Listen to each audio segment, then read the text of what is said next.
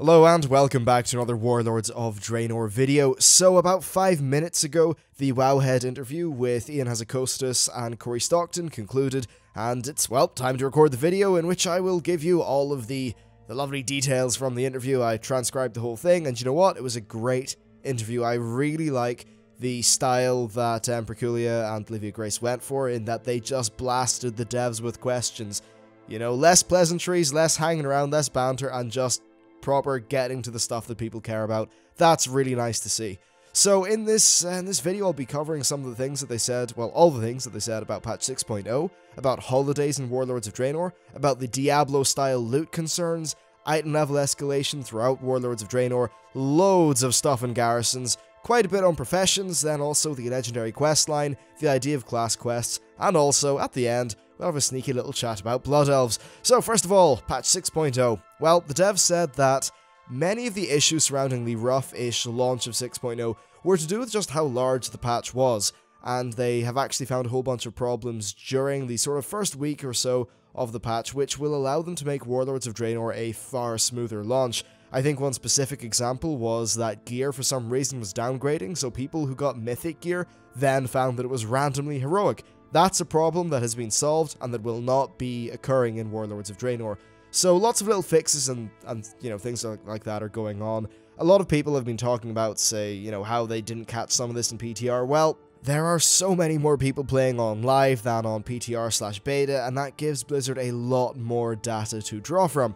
Another thing that they talked about was the low-level content, like difficulty concerns. Basically, there was a bit of a problem where low-level content was really hard. That has now been resolved. Basically, it happened because of more than just the stat squish. Things like health scaling, mob damage scaling, and the way that spell damage is being calculated have all been changed with this patch, so there's a few problems there, but it should all be fixed.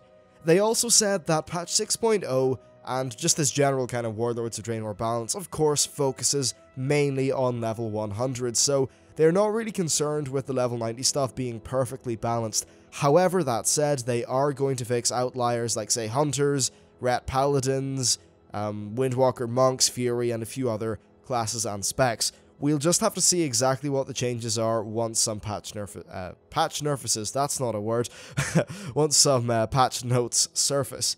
Another thing that they said is that they are happy for Siege of Orgrimmar to be a decent bit easier now that 6.0 has came out. In my opinion, I think that's okay. At this stage, who cares? Just let people burst in, get one of their Garrosh heirlooms, everyone be happy, whatever. It doesn't matter.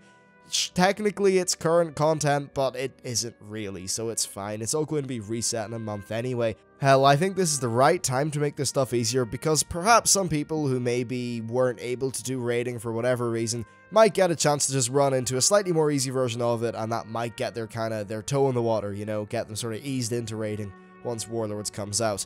But yeah, I think it's fine. Now, another thing that they talked about is really the experience of tanks and healers. Now, a lot of tanks and healers have been sharing their rather negative experiences from the patch.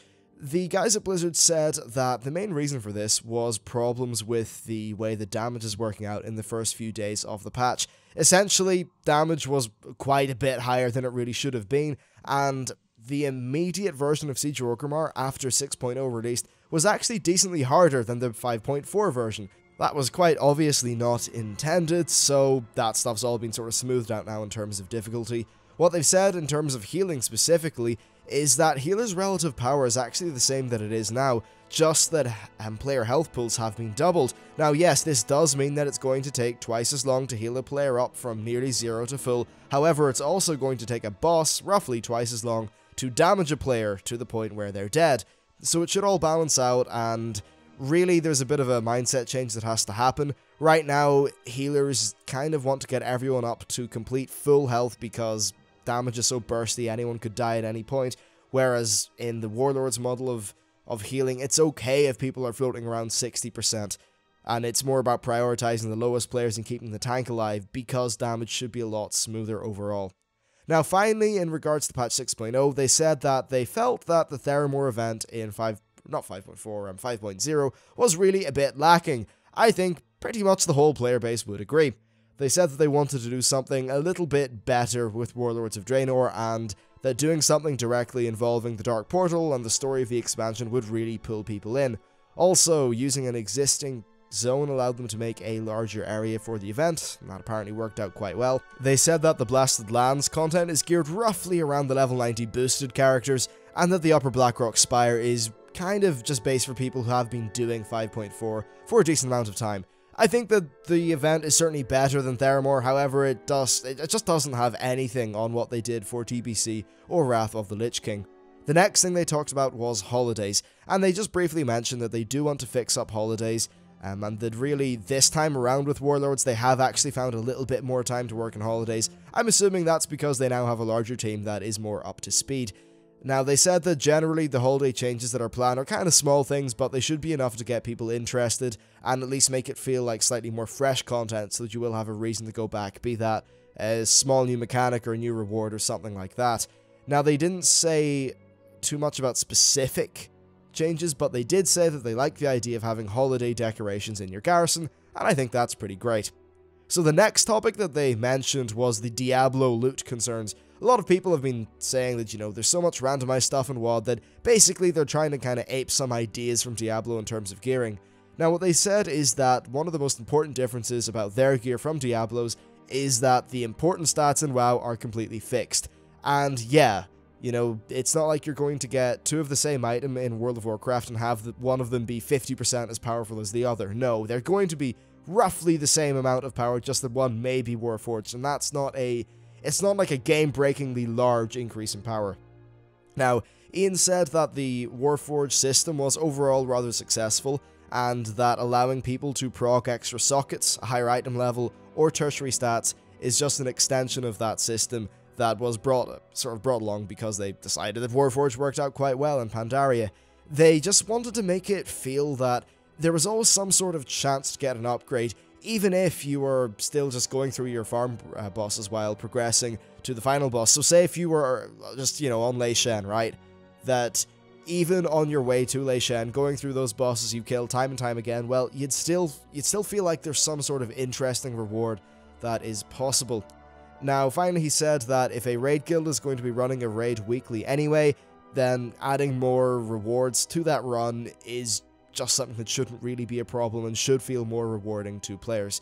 Then finally, they said that the impact of having Warforged gear and then also sockets pales in comparison to the impact that just having randomized loot gives. You know what? The difference between getting item X and item X Warforged is far smaller than the difference between getting item X and no item at all. And that really a lot of the concerns about, say, the tertiary stats and the sockets and all that affecting, say, the Race to World First are kind of unfounded, because there's much more of a difference coming from whether those raid guilds actually get half-decent drops, or maybe they get lucky or unlucky. So really, it shouldn't be a massive concern on the whole. Personally, I still have a few problems with it, but yeah, it's not going to be a massive game-breaking thing. Also, on the topic of item level escalation, they said that it's really important that the subsequent difficulty levels, and then of course tiers, have a substantial enough increase in item level so the players actually feel like it's worthwhile content to do. They said that about 10 item levels is pretty good in terms of moving from one raid difficulty to a harder raid difficulty, and that overall they are rather happy with how they have the planned item levels for Warlords of Draenor. It certainly seems like there will be a decent amount of item level increase throughout this expansion though, so we'll just have to see how everything scales, though it wouldn't surprise me if there was another stat squish into expansion's time. Next, we've got the topic of garrisons. And yeah, a lot of questions were there on garrisons. So first of all, let's talk about the idea of raid gear coming from the garrisons. Basically, they said that this raid gear is behind quite a bit of effort, as you need to level up and gear up your followers. And then on top of that, you still need to actually get lucky and have that rare mission appear.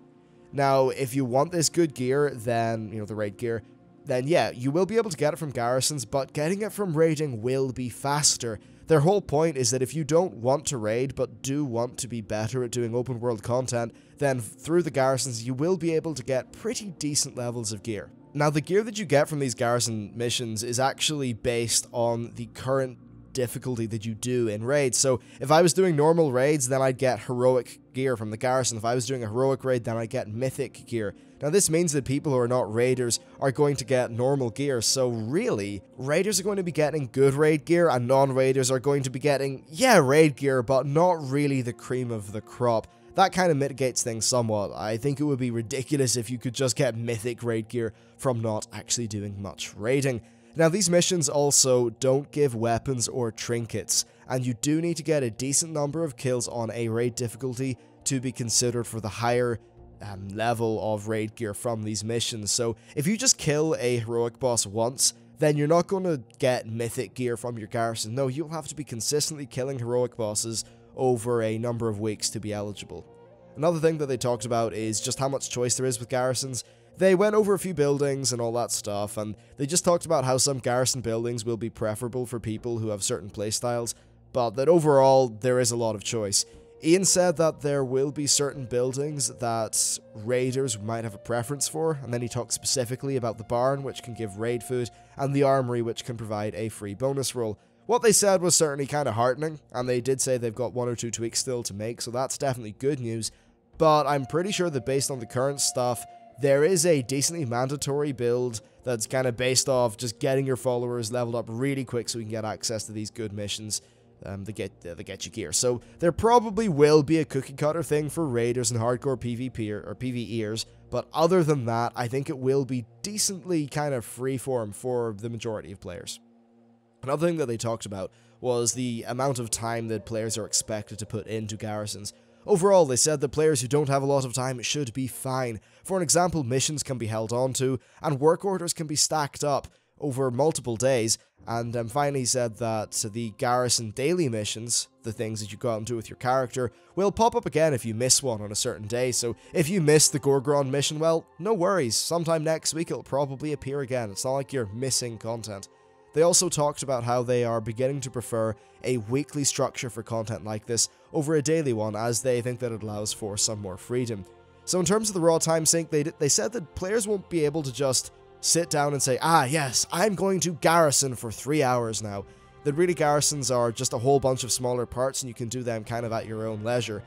One example that he did say though is that if people really want to get, say, the garrison mounts really quickly, then they can just go and do that and spend a lot of time on it. If they, say, want to get loads of garrison resources via the lumber mill, they can absolutely go and grind that out for a bit of time.